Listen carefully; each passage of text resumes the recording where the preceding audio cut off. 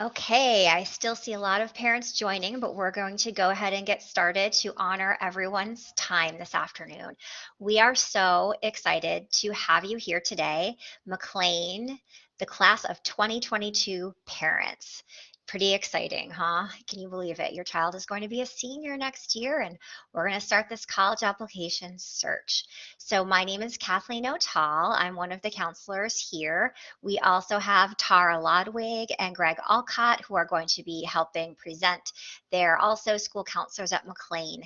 And of course, we have the amazing Laura Venice, who is our college and career specialist, who is going to be helping you and your children through this journey, as we all will be.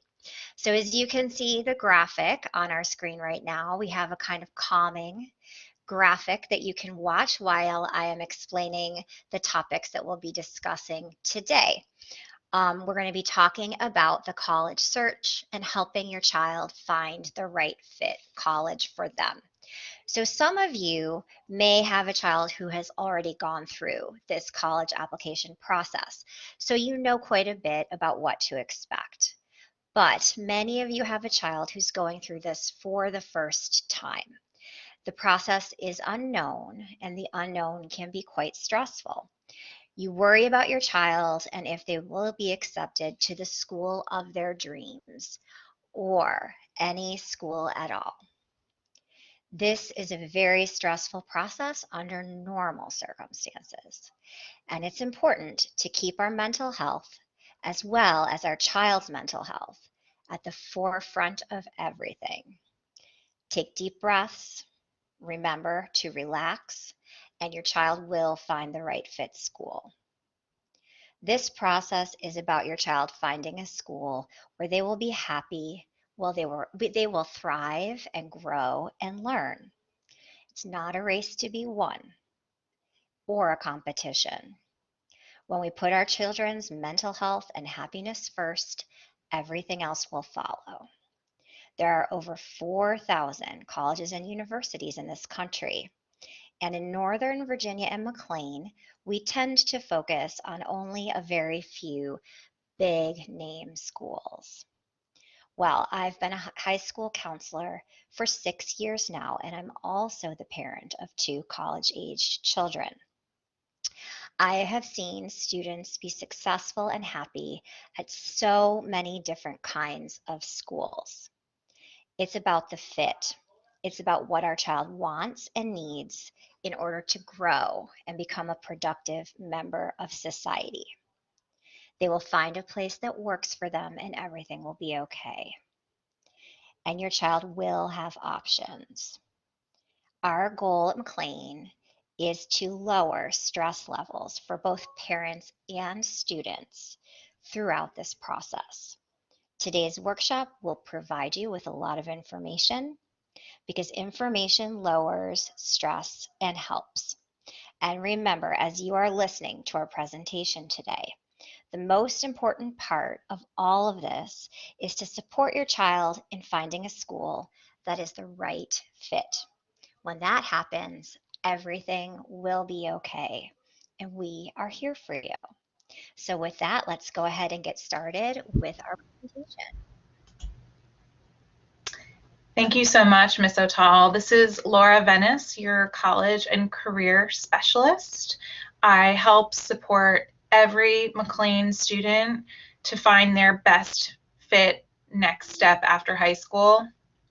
Your students and you have so much support at McLean High School, and one thing that you can do to support yourself and your junior is to make sure that your junior knows how to get answers to the questions that they have.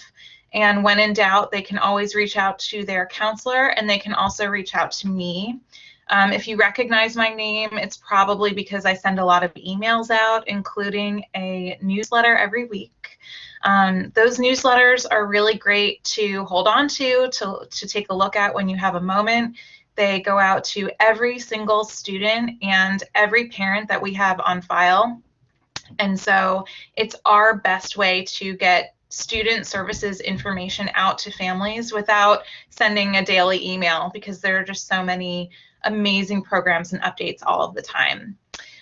So our focus for Parent University is to support parents through supporting their student when they're looking at colleges. But I'm also a great resource if your student is thinking about doing something else after high school. Our students pursue careers. They like to work right after high school sometimes. They look at military options, gap years, apprenticeships, and college is our main focus for Parent University, but that does not mean that we don't provide support for every student in their path. In terms of the college search, right now we're looking for our juniors to be thinking broadly with a preliminary list of schools that might be interesting to them. How they've come about to like figure out what this preliminary list looks like, it could just be from years of exposure to colleges through watching sports, through traveling, through having older siblings or cousins or adults in their life who have shared their college experiences.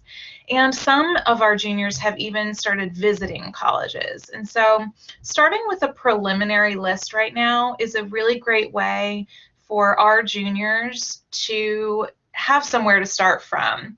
So a lot of times we'll ask our juniors, what are you thinking about in terms of like what you're looking out of your college experience? And we're going to get into that a little bit more later in this presentation. And a lot of times they don't know exactly what those tangible factors are for them, but they might know, like they might be able to list some colleges that they've heard of and what their kind of preliminary ideas are about those colleges. So it's a great way to start. And then we ask our juniors to start doing research on that preliminary list, and that list will evolve over the next year. This spring and summer, we're going to ask our juniors to evaluate colleges to determine fit. We're going to talk about that more in the next coming slides. We like our juniors to see all colleges as possible. And so while not all colleges will be the best fit, what we don't want to do is start by saying like, oh, you're never going to get into that college. I find that to be non-productive. So at this stage, you have a lot of possibilities, and if you could go anywhere, where might you want to go and why? And it's really that why that is so important, because as they review academic fit using Naviance scattergrams, and I'll talk to you about that in just a moment, then they can start saying, okay, well, I thought I wanted to go to this school because I saw it, on a TV show I really love and it looked really cool. But now I'm thinking that might not be the best fit for me. But the reason I liked it is because the campus was so inviting, or I really loved how it was in a city. I wonder what other city schools might be a better fit for me.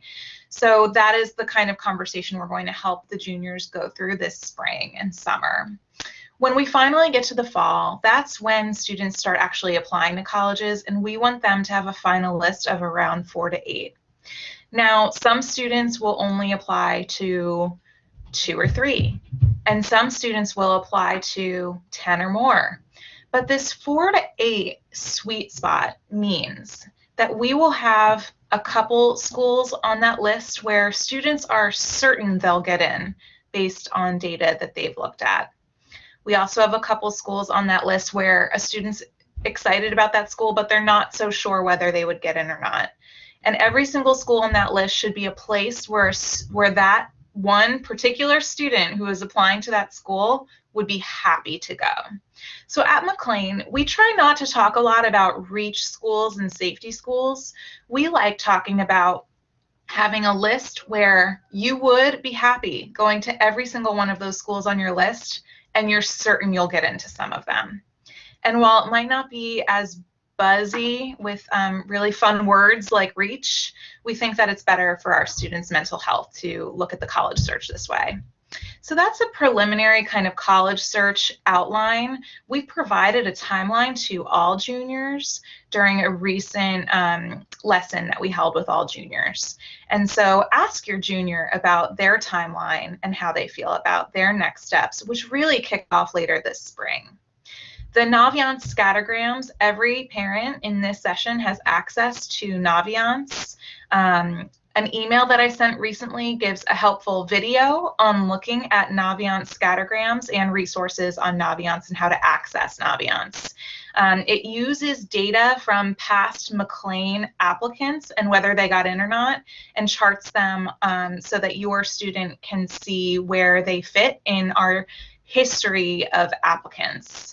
This summer, we will update the Naviance scattergrams, or Fairfax County will update the Naviance scattergrams with the class of 2021. So right now, going into the scattergrams, the most recent data is from the class of 2020. We are unsure of how test optional will fit into data, but certainly the GPA that gets plotted on the scattergrams will be a very helpful tool for students to use when they're trying to figure out their academic fit. At this point, students can kind of guess what their GPA might be for the junior year, calculate their own cumulative GPA up through the end of junior year to try to predict successful applications for their preliminary list of schools. I hope that's a helpful overview of our college search timeline, and we're now going to move on to the next slide. Good afternoon, everyone. My name is Greg Alcott. Happy to be here. I speak a little bit quicker than the previous two counselors, so I'm going to try and slow myself down a little bit. Real quick, I like talking about this slide right here.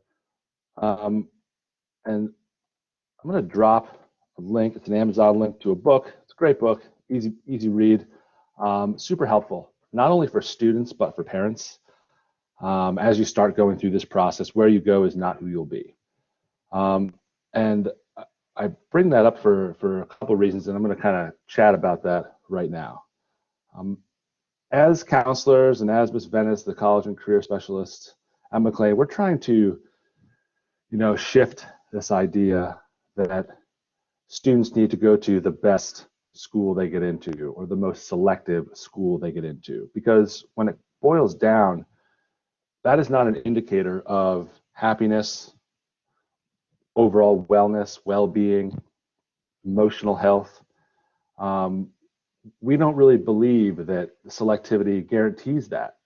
So we really want to encourage our students to apply to schools based on things that they're excited about, not necessarily about what name is going to be on the hoodie that they give to all of their family members. Okay, so we have a lot of things that we discuss with our students individually and during group presentations, and it's more than just selectivity of schools. So the first, size. Obviously, Ms. O'Tall mentioned there's over 4,000 schools in the country. Some colleges are smaller than McLean High School, smaller student body than McLean High School. Other schools have 50,000 students. Some smaller private liberal arts college really hone in and focus on the undergraduate. There is no graduate school. Some of these larger colleges and universities obviously have huge graduate schools. Maybe they're linked up with a hospital. The focus might not be on the undergraduate, but more on the graduate school research. That's where a lot of the funding comes from. Location, and this can play a big part in overall cost of attendance, right? So is your student interested in an urban or rural or suburban location? How far away is it from home? We have a lot of students who apply all over the country, and obviously flights are really cheap right now, but in the future, it's going to get back to where it was, where going to school in California or Texas or Michigan, that adds to overall cost of attendance, whether it's coming home for the holidays, whether or not it's shipping back and forth luggage, or if your student wants a car on campus. So think about these types of things. Rigor. So one of the many great points in that book, where he goes, not who you'll be, talks about a lot of students, if they get behind this idea of going to the most selective school they get into or the best, highest ranked school they get into, many times they go from being a big fish in a small pond to being a small fish in a big pond. They go from being in the top X percent of McLean students, and then they go to a school where everyone is like that. And while some students are able to manage that and handle that well emotionally and then physically, for some students, that can really be a blow to their confidence, their self-esteem. So we really want families and students to consider these things when putting together your college list. Is this school that I'm applying to good for me? Is it going to cause me elevated stress? You're already a stressed out kid at McLean, going to a super selective school that you got into. Is that going to be a more stressful experience or a less stressful experience? Okay. Social aspect of college. Does the vibe of the school excite you? Are you interested in going to game day every Saturday? Do you want to go to a big ESPN school, Big 10, Big 12, SEC?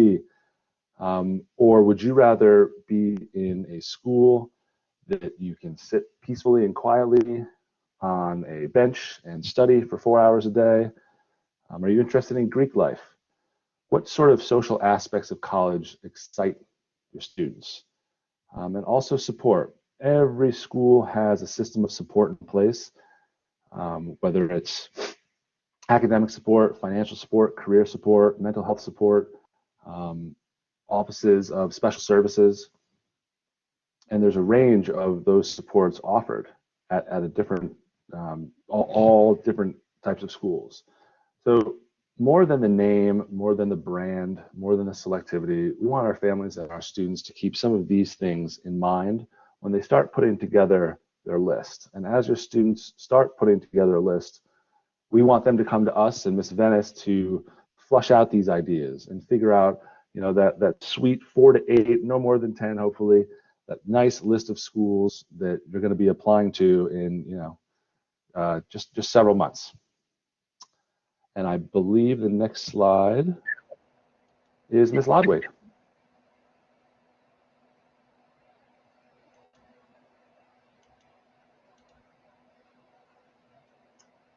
Okay. All right. Hi, everyone. I mentioned at the first Parent University of class of 2022 back in November that I'm also a parent of a high school junior. So I definitely know the different emotions that you may be going through. They're all over the place right now. Excitement, stress, confusion, you name it. But recently I listened in on a college planning presentation given at my daughter's high school, and I loved what the college admission officer told the parents. She said, by being here today, watching, you're already doing a great job. It means you're invested, you're interested, it's okay. And in that moment, I felt a sense of calm hearing that reassurance, and I hope you can also take those sentiments to heart. All right, so you can see on this slide that everyone has a role. When you define and understand them, it makes the journey more manageable and less stressful. Ideally, your child, right, the student, should be leading the college research and application experience. We want them to take ownership. They should be completing the applications, writing the essays, submitting requests for test scores or transcripts. We want them to be the ones communicating with their counselors, Ms. Venice, their teachers, and the college admission officers if they have questions. Now, as parents or guardians, you can do many things to support your child and in your role. You can be a good sounding board for ideas, a calming influence, or a cheerleader for encouragement. You should have conversations with your child if you have certain expectations or limitations on colleges, such as tuition costs or location. You can drive them to auditions or college visits when in person, or do a self-tour. And while you're there, make it a fun adventure and see if you can explore the town or the city you're in. You may need to help them get organized, possibly creating a spreadsheet, or give them friendly reminders. It's okay to do that and give yourself permission to do that. We know that some students need more guidance than others. But fortunately, you and your child aren't alone, and there are many people to help and support you. So please, please ask for help. There are so many people who are happy to help you. So other rules. Your school's counselor and Ms. Venice can advise on their college list, help them understand application requirements and deadlines, share resources for financial aid and scholarships. The counselors will write recommendation letters and will send school documents such as the transcripts and secondary school report forms to the colleges. Teachers can also write recommendations. Often I've seen English teachers review college essays, so please take advantage of that as a resource. And then finally, last on that list are the college admission contacts. The college admission offices are accessible, and they're happy to answer questions or schedule visits with you. Your child can email or call their offices during the work week, and they generally have someone specifically on call to answer questions about the application process. Okay, but with that in mind, please make sure your child has sought to find the answers on their own first. Sometimes these items can be found by viewing the school's website and can save yourself or your child a phone call or an email. I'm going to turn it back to Mr. Olcott, who will explain college admissions. All right, thank you, Ms. Lodwig. So these are just fun things for us all to talk about. And real quickly, I'm going to go through the different deadlines that we have for schools. The most common that most students and most family know about are regular and early, right? Those are the ones we hear about most often. So I'm going to run down this list and speak about these. So and at McLean, we have a lot of students who tend to apply early, but I'm going to start from the top here. So regular decision schools. Regular decision schools, they tend to be a little bit later in the year. They start in December, January, okay? And those schools are going to, for the most part, base their decision on the transcript through junior year, but also the first semester grades. So if we have a student who maybe had a shaky sophomore or junior year, but they got back on the horse and they're really ready to demonstrate that they've improved, they've stepped up the rigor, the challenge of their classes, and they really want to show these schools that their senior year is what they want to be looked at for. So those are students that we might suggest apply regular. Okay, a couple things to keep in mind with regular decision is if you apply regular to some schools, you might be taking your student out of the running for certain scholarships. Okay, and if you look down at the bottom, there are many priority deadlines happen to fall before regular decision deadlines. So that's something to keep in mind. Rolling decision. So this is something as a department we try to encourage our students to have on their list. So there are many, many schools that have rolling decisions. So these schools make their decisions on a rolling basis as they receive applications. Okay, typically I've had students who get accepted into rolling decision schools. They don't even need a transcript. They don't need a letter. They self-report everything. And they get their decisions back within a few weeks. And a really great thing that we try and emphasize and really push with our students is this whole process is incredibly stressful. And I can see it in my students' eyes when they come into me in October and they say, oh, I got accepted to Pitt, or I got accepted to Tennessee, or I got accepted to any rolling school. Their stress is alleviated a lot. They can take a deep breath again, and that can make their senior year a lot more enjoyable, a lot more manageable, okay? Because students always think junior year is the hardest. Academically, it might be for some, but for the most part, senior year is the most challenging, because they step up the game in their courses, and then they have college applications, which take students far longer than anyone ever thinks. So to have that rolling admission school on there to apply to and get accepted to, hopefully, it can really take down the anxiety and take down the stress their senior year. And that is our number one goal, is to help students sort of de-escalate their own stress levels and anxiety. Next up, early decisions. So this is in the earlier window of school. Some of these start as early as October, and it's binding. So they have to sign an agreement, we have to sign an agreement, and if you get accepted to that school for early decision, you have to rescind your other applications. So say you apply to a school early decision and you get accepted, it's the student's obligation, or it's the expectation of the student, to reach out to the other schools they apply to and take back their application. Okay, and we also do our part to ensure that that happens, because it's part of the whole, it's part of the game. If you apply ED and you get accepted, you take back your other applications. It's part of the agreement. Early action, it's that same timeline. Early, or mid-October, November 1st is a huge date. Okay, it's early. There is no binding agreement. So this is for students who feel comfortable, as is early decision, who feel comfortable being judged or evaluated on their coursework through their junior year. Okay, if they are a student who has gotten great grades all throughout high school, and they really don't need to show any improvement their senior year, and they're okay being evaluated by an admissions rep, admissions team on their work through the junior year, early action is a great time to apply. It also comes at the time which is often before priority deadlines, so they might be in line for consideration for more scholarships. Some of these big schools have lots of institutional aid that they can give out because they make a lot of money in other ways. And if you don't get that application in early, you might be off the table for that institutional aid. Restrictive early action.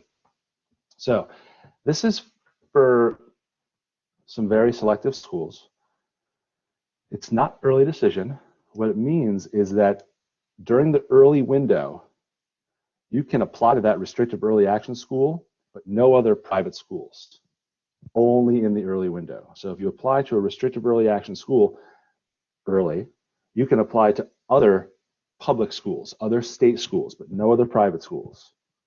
Okay, so that's not that common, but some schools do have restrictive early action. It's non-binding. Okay, and then priority, we discussed again. Priority is a deadline that many schools use. December 1st, for example, is, if you get your application in by December 1st, you'll be able to be considered for scholarships. Yeah, and then Ms. O'Tall, again, restrictive early action is really for sort of a group of super selective schools, private schools. And open admission, a great example of an open admission school is Northern Virginia Community College. And I just want to say we try and emphasize and just encourage students to keep this school in mind, because it is a phenomenal route to go into higher ed. More students from McLean go to Nova every year than any other school. It's a phenomenal way to get a great education. I think there's over 75 schools they have a guaranteed admission agreement with. So if you go 2 years and you abide by it's almost like a menu of classes that you take and GPA you must maintain, you'll be accepted into that school 100%. Okay, so those are the college admissions deadlines. And again, these can get a little tricky and confusing at times, but we're here. If you have any questions, never hesitate to reach out, and we're always here for your students as they try and decide which deadlines to get their apps in by.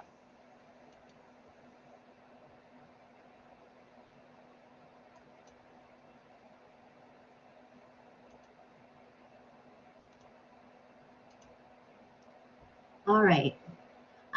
So I briefly discussed on about our roles as parents and guardians, but let's expand on that a little bit more. So we realize that junior and senior year can be a busy time, and their academics are definitely important, and we want them to finish their junior year strong. But as Ms. Otal already mentioned at the start of the program, their mental health is even more important. As teenagers and young adults, they're still fluctuating between the desires of being cared for by us and wanting to be independent. So we've got to monitor their emotions and then also ask them how we can support them. One tip that I've often heard, and I like to share with others and parents, is to designate come up with a protective time. And so with that, for example, you could schedule something once a week. I remember Miss Otal did that with her own children on Sunday mornings when they were applying to colleges. This coming week, you could ask your child about Junior Focus Day. The college process shouldn't take over every conversation, and designated protected times allow you to enjoy and focus on other things as well. As a parent myself, I've had to check in on my own behavior and mindset in this college exploration journey, making sure that I'm staying calm and I'm staying positive. I want to be respectful of my daughter, her friends, and even my friends who are going through the process with their own children. So I try not to feed into the conversations of comparing GPAs, classes, SAT scores, and even college lists. And I encourage you to do the same. Every child and every family is different, and so it's important to give others space to explore and decide what is the best fit for them. Okay, so with those thoughts, I'm turning to Ms. Venice, who's going to share upcoming events. Actually, can I share one more thing about that before you move on? I just want to add, as a parent who's gone through this, my children are in college now. Something else to keep in mind is just the pressure of other parents constantly talking about where is your child applying? What did your child get on their SATs, and sharing where their child is applying, what their child got on their ACTs or whatever. And it gets stressful for us as parents, and it feels like it gets to be this competitive thing, not only for our students, but even for us. So a good way to respond to that would just to be to say, well, we're creating a list. He's got his list, we're working on it, we don't have the list set right now, and then move on and change the subject. Or if someone asks what your child's SAT scores were, which I find hard to believe that people would ask that, but people actually do, just be like, oh, he did fine. He did pretty well. We're happy. Or whatever, and then change the subject. Let's not make our lives revolve around this as well. Maybe once a week we meet with our children and our spouses and we talk about it, and then we move on to other things. That's really going to lessen our stress and the stress of our students. Okay, that's it. That was my little spiel for now. I love that. So I'm learning so much. My kids are little, so I'm just like sponging up all this. I'm just gonna be just so prepared, right, everybody? I'll be prepared. All right, let's talk about upcoming events. We want your junior to feel really supported throughout this entire process, and we try to strike a balance between offering a lot of information and programming, and then we also don't want to overwhelm them with information and programming, because we want students to be able to really focus on their academics right now. So a few things that are coming up. On Monday, we have Junior Focus Day. Junior Focus Day is a mini conference that juniors participate in where they get to learn all sorts of stuff about post-secondary planning. So there is a lot of college-related material. There's also a session on military. There's a session on employment skills, resume and interviews, international experiences, a lot of different things. NCAA is one of our college-related topics, and we also talk about finding your best fit, essays, and application components, and military as well. So we have different recorded sessions that students can attend, and then those they can't attend because they won't have time to go to more than 2 sessions. They can watch the recordings. And I think one benefit of this online environment is that we're going to be recording everything for students, but also we can share them with parents as well. So I'm going to be sending out those recordings sometime after Junior Focus Day has completed and I have time to organize those recordings. So that's very exciting. We also have our spring college planning night. If you were able to join us for our fall college planning night, you'll remember that it was all about how to find your best fit college, which is kind of our brand on College Search. But this one coming up is a little bit more about the step-by-step process that admissions counselors go through while they're reviewing applications. So it's a little bit of a peek behind the curtain of admissions, and I think that will help all of us feel a little bit more comfortable that there are real, actual, caring people behind this whole process, and that the hard work that your junior has put into their application and their whole learning journey at McLean is going to be taken very seriously. So that's coming up on March 17th. It will be recorded and posted. And I want to drop a link in the chat room here of our website where we post these recordings. So currently on here we have our Fall College Planning Night, our Testing 101 Parent University session that we had for you in November, and a lot of other different programs that we've had for our population. My screen is frozen suddenly. Hopefully it's working on your end. Can someone?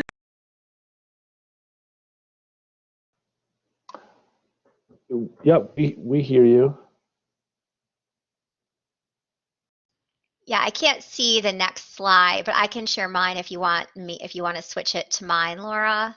I can put my screen up there.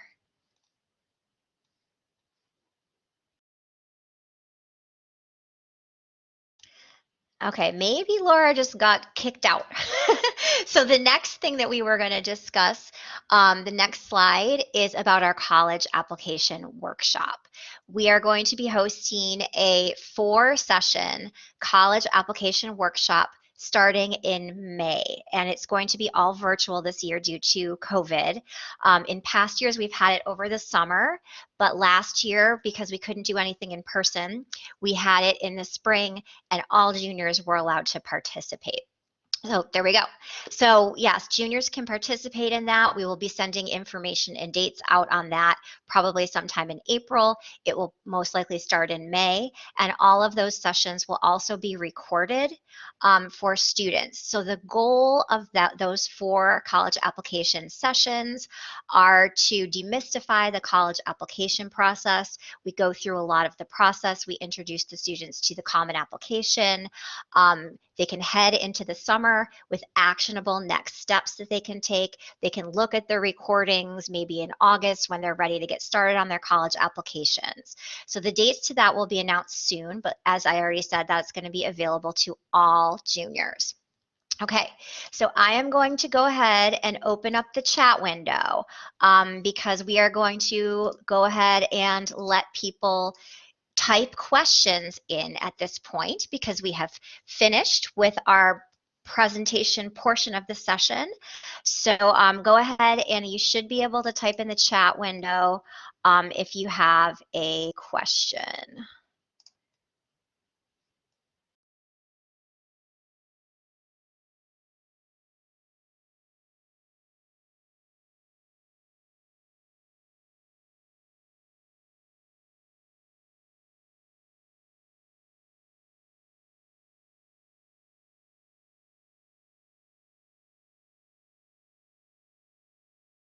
Okay, the first question, what is your guidance for SATs with COVID changing policies?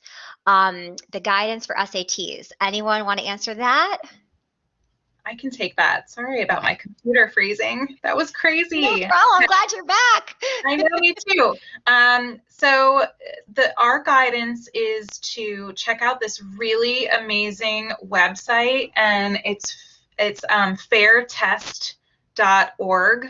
And I will drop it in the chat, or somebody else can drop it in the chat. I just don't want to go on too many Chrome tabs right now because that's what messed up my computer before. But we want to go to fairtest.org to see if colleges are going to be test optional for your junior. So the colleges right now are starting to announce whether they will be test optional or not. A lot of colleges will be test optional. So it's highly possible that your student is going to apply to 4 schools and all 4 schools are test optional. But if a student is planning on testing, taking the SAT or the ACT, I will give you our general guidance for any given year, COVID or not, and that is to take a practice SAT, a practice ACT, compare the scores, and there are concordance tables online where your student can see which their better test is, which test they preferred and felt like they did better on. And then to sign up for SAT, it would be on the College Board website, and for ACT, it would be on the ACT.org website. So to sign up for their formal test and to prepare for that test by reviewing the free resources available to them to help them prep for their test. So, for example, when they took the PSAT, or if they've already taken an SAT, they can link their College Board account with Khan Academy, KHAN, and Khan Academy for free will tell them areas of growth that they have where they can practice. ACT has similar free resources on their site as well. So that's what we recommend. Some of our students will end up taking both the SAT and the ACT. Some will take it twice. We just recommend not over testing, because if a student is taking the SAT 3 or 4 times, they're not going to see great improvement. And so it's a little too early to tell whether most colleges will be test optional or not. So fairtest.org is the right place to go. Thank you, Laura. Okay, Melissa asks, I get confused about calculating GPA.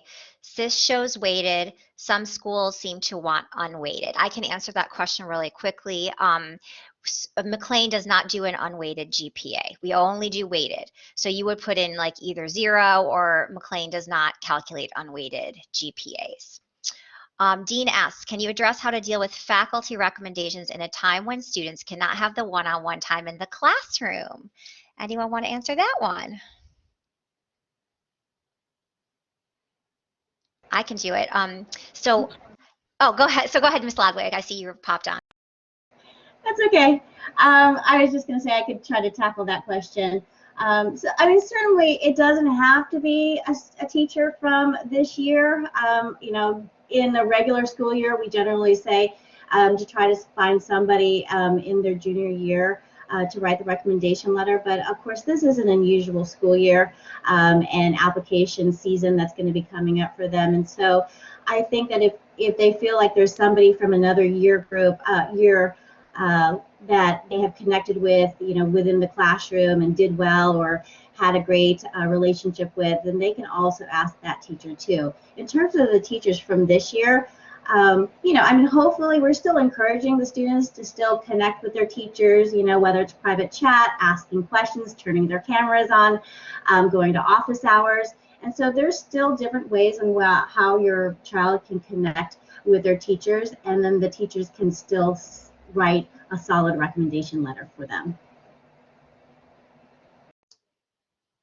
Okay. The next question, what are your suggestions for addressing academic backsliding due to virtual learning? I can take that one. So these types of issues or challenges or concerns are perfect to be written about in our letter. Okay, so think of a college application as kind of like a pie, and we're trying to give the college a bunch of different pieces of pie.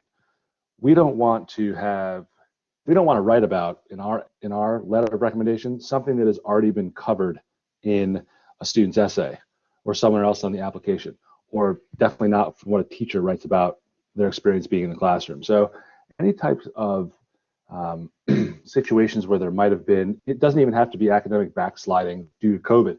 It could be maybe there was a health issue, physical or mental. These are things we can sort of illuminate and shed light on in our letter to sort of give some context to any dips or drops or challenges that students might have gone through. It may not have been during, again, the COVID thing, but maybe during 10th grade there was an issue in the family, and you know, after that challenge, the student got right back up and continued to forge on, and are even, you know, they're stronger now because of it. So those are things that we really want to learn about and write about in our letters. And that's why, that's another, so that's one of the reasons we send out a parent-student questionnaire, is we really value your input when we're writing letters, because oftentimes, and Kathleen and Tara can speak about this in more depth because they have kids who are older in college, but like a lot of times parents are able to highlight things that students have overcome or developed through or grown in ways that they're not even aware of.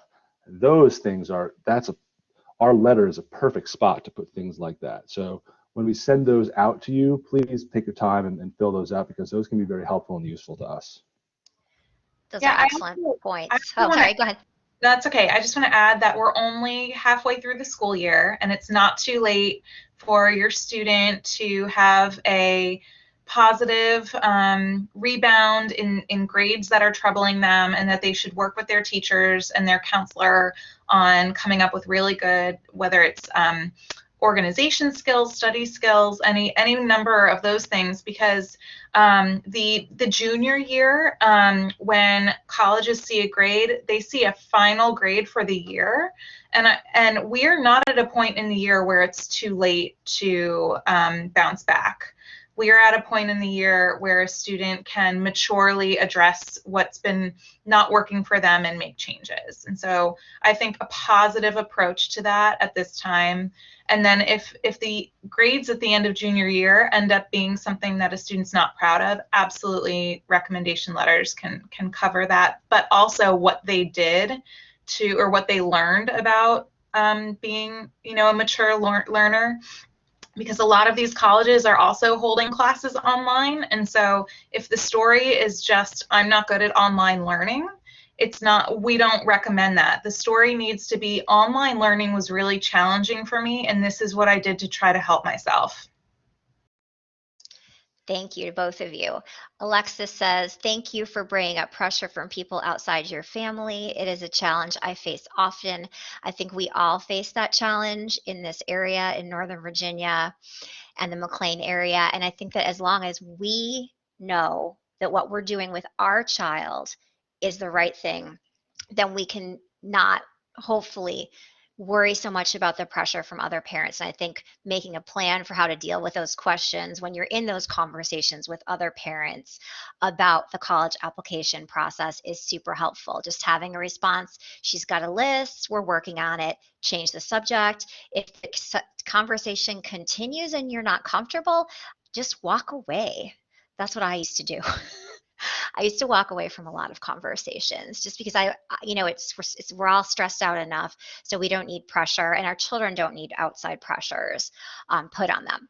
Okay, is Naviance ready in ParentView for juniors? So Naviance is a resource that's available to all students and all parents at any given time. So what juniors will see and parents of juniors will see in Naviance, everything is up to date in terms of data through the class of 2020. And so I sent an email to all parents. I think it was about maybe on the 8th or 9th. Go back into your email and search for emails from me. VENOS is what you'll search, and you'll see an email, and it includes directions on how to access Naviance. Andrea asks, how should I approach the financial side of the college search with my son? So can I hop on that real quick? And I meant to mention this in the slide I went over because finances are such a huge part of this, and it's directly related to the idea that students need to go to the best school they get into. One of the things we like to encourage students to do, and there's finance is a piece of this, is most schools out there have what are called honors colleges or honors programs. Okay, so if you were to look at a school that your son or daughter would apply to normally as kind of like a target school, or maybe even more towards the side of like pretty confident they're going to get into, guarantee you that school has an honors college. Okay, the honors college is going to be more selective and more competitive, but many things that come with an honors college are make it worth it. So they get easier access to professors, smaller class sizes, easier first access to class selection, and also scholarship opportunities. So a lot of these super selective schools, in order to get a scholarship, many of them are need-based scholarships or athletic scholarships. It's very tough to get a merit-based scholarship at some of these super selective schools. Some of the really selective schools just don't give merit-based scholarships. But if a student was to apply to a school that is sort of in that next tier down, the college is like, oh wow, yeah, I really want this Kathleen O'Tall on my campus. I'm going to entice her by offering her a good scholarship, a good merit-based scholarship. So there's a kind of game you can play. If finance, as it is for many people, finance is a big thing because college is so expensive. You know, speak to your student's counselor. Have your students speak to the counselor about sort of path or a plan to apply to some schools that might be more likely to give out some scholarships, because there are groups of schools who might not be that selective, super selective tier your son or daughter wants to go into, but if finances, as they should, are a big part of the decision-making process, then we can help them identify some schools that they might be more likely to get some scholarships from. I want to add two things. Oh, sorry, Laura. Okay. I just want to add two quick things that we will be educating students and families on the financial aid process in the fall. That doesn't start until October 1st. But also in the meantime, every college has a net price calculator on their website in their financial aid or admissions section, where you can enter in personal data about your family and your financial situation to estimate your cost at that school. Yeah, that's actually what I was going to add, was the net price calculator. And then also College Access Fairfax is a wonderful resource for students and their parents in our county that support the financial aid process. Yeah, and I would just add one more thing to that. Just be honest with your child, about how much you can afford to pay. If he wants to go to a school that's more expensive than what you're willing to pay, how much will that cost him?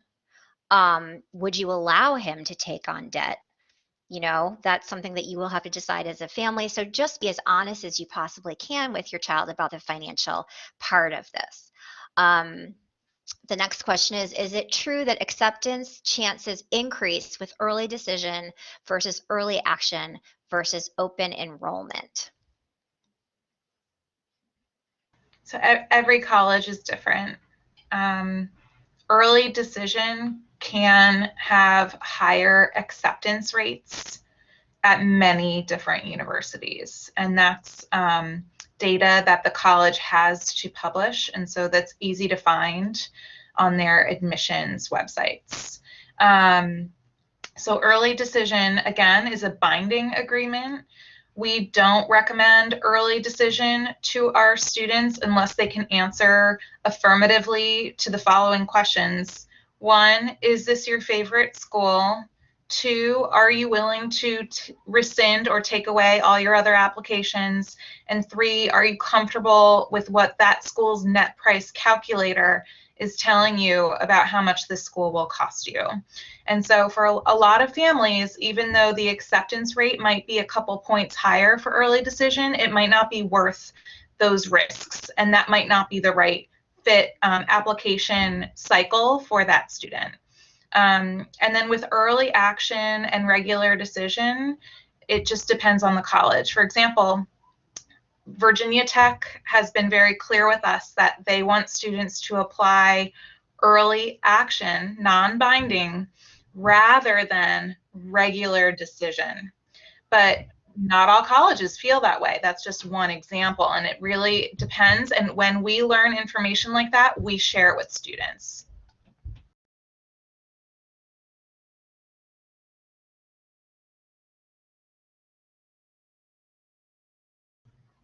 Okay, it looks like we might have lost Miss O'Tall. I'll pick up in the Q&A here.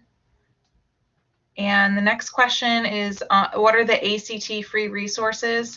The ACT free resources, similar to SAT, is if a student has completed an ACT or a practice ACT on the website, ACT will send or will have access to resources to see what questions students might not have gotten right and how they can prepare. Okay. I understand that rolling applications are open all year long. Is that correct? So the student can apply, for example, at the end of the junior year. Actually, all colleges, whether it's rolling applications or not, do not open for the class of 2022 until the summer. So it wouldn't be until July or August when those applications are available or to this class. The next question is, when will we need to start the junior package forms? Does one of the counselors want to talk about that? I can take that.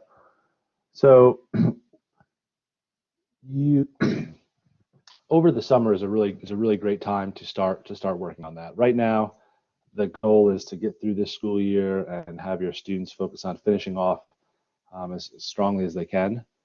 You know, we don't work over the summer, so there's no point in sending us your completed packet in the middle of July. That being said, as soon as the school year starts, as was mentioned before, many students at McLean apply by the early deadline, right? So November 1st, maybe October 15th. The absolute latest we can get that is 30 days before that first deadline. Okay, so some of us like to get it right when the school year starts. Some of us like to we have a little bit more flexibility as long as it's there by 30 days before the first deadline. But it's not something you need to jump on right this second or send us in the middle of the summer, because we're just not going to see it. So as long as it's there, you know, at the latest 30 days, as with the transcript request, we'll cover that later. 30 days before the first deadline, that's perfectly fine. Okay, the next question is, what is your guidance on how students should consider potential majors in preparing their list of potential colleges? What is your guidance for a student who has a particular major in mind? And what about two possible majors? I'm the perfect person for students to email about that. I can help them evaluate their options, and my approach on that is for them to, yes, research which colleges offer that major, and also I make them think, if you decide you don't like that major anymore and you want to change, is it going to be doable? Like, can you make that change, and how hard is it to make that change? But yes, and then with two possible majors, usually what they'll have to do is reach out to a specific college to see whether it is possible to double major with those two specific majors in mind, because sometimes you can and sometimes you can't, and it's really hard to find that specific information with that specific combination of two majors online. And so I can help a student get in touch with the right person as well. Okay, do you find in general that colleges are sticking to application and decision deadlines, or have those been adjusted? I find that colleges take deadlines very seriously, but if a student has an extenuating circumstance that they can express, we help that student reach out to the college to explain why they couldn't make that deadline. And behind every college is a human person. And if a student has a real reason why they couldn't make a deadline, that person on the other side is going to consider that reason very seriously. So everyone that works in admissions is really nice. I mean, it's just all people who want to help young people succeed. So.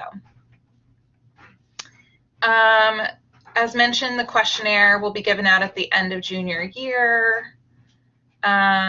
Would you share more info about the class of 2021 applying early decision at UVA? We'll have all that data for UVA and every other college, and whether the student applied early decision, early action, or regular decision. We'll have all of that data in May and June, and it'll be published to the scattergrams on Naviance. Anecdotally, UVA has told us very explicitly that they will not have a significant admissions bump for early decision.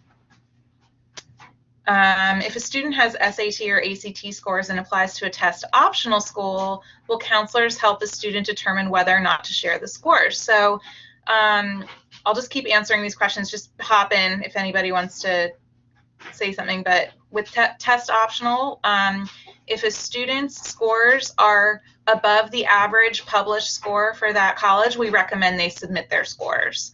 And some schools are still requiring SAT or ACT scores for some scholarship consideration, or they'll allow a student to submit an additional essay or a graded paper. And so there might be extra work for a student to apply test optional at a very small number of schools, but most schools say, we're test optional and we mean it, and we care more about how you did in high school anyway. So the transcript ends up being the #1 most important piece of the puzzle.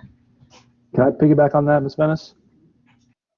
So that's another perfect use for the scattergrams, because you'll be able to see there'll be like kind of like a best fit line sort of, and you'll be able to see based on the data from McLean whether or not it's a score worth submitting or not. The other thing we caution students and families against is, McLean is atypical, and some of the nationally published data tends to go against some of the data that we have in those scattergrams. For many times, it could be a little bit more challenging getting into some schools from McLean than I'm from upstate New York. So it might be a little bit more challenging to get into some of these schools from McLean because the competition is pretty high versus other places around the country. So while all those resources are great to have, the FIS guide, all these college guides, it's a great sort of foundation to have, but the scattergrams and talking with your counselor is what you really want to focus on applying from McLean High School, just because McLean's a little bit different. Next questions are about volunteer hours. Volunteer hours are not required for graduation. They're highly encouraged.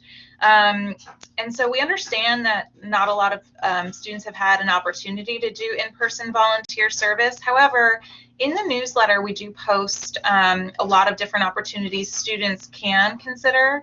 Some of those can even be done from home. Volunteerfairfax.org is one really great resource to find opportunities, and every family has a different level of comfort and a different set of safety requirements for their students. So we try to put a lot of opportunities out there to the community and then let families decide what they'd like to do.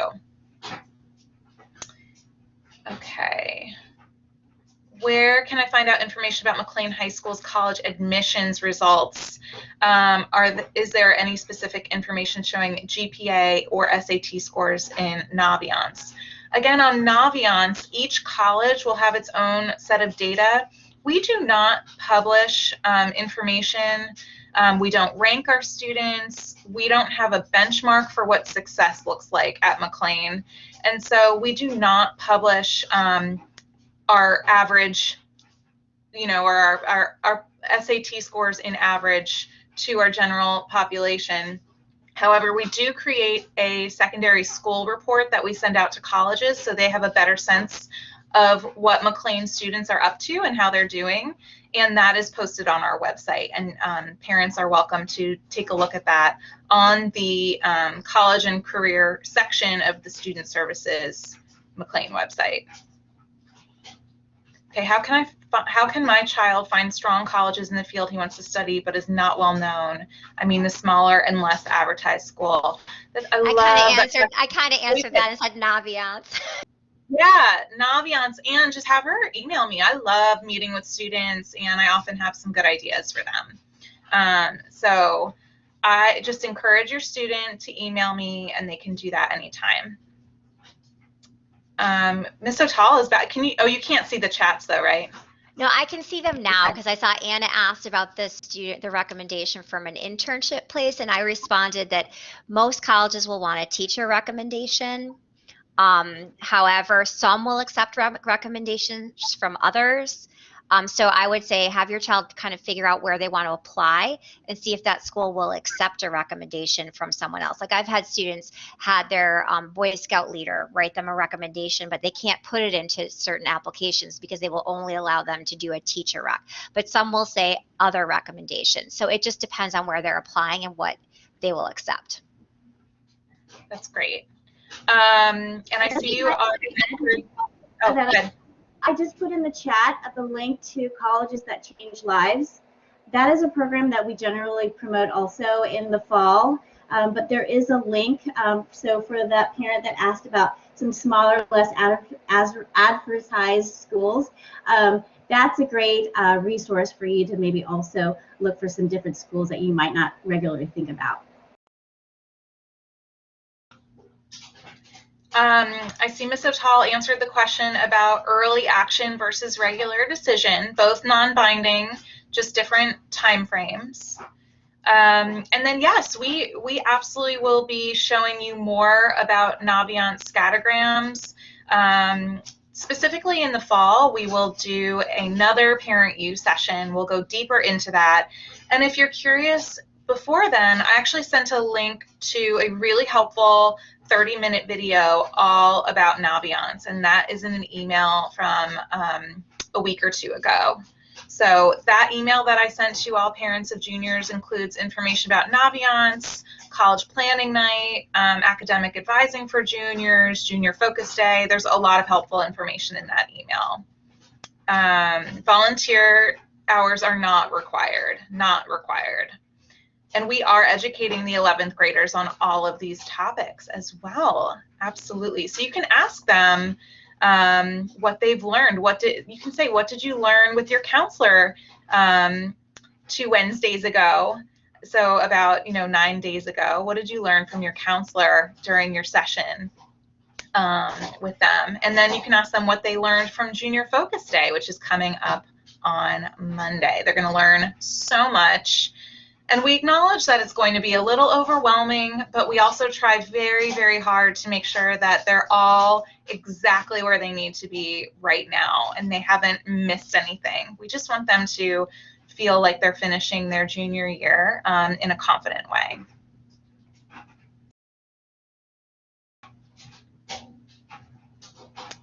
All right.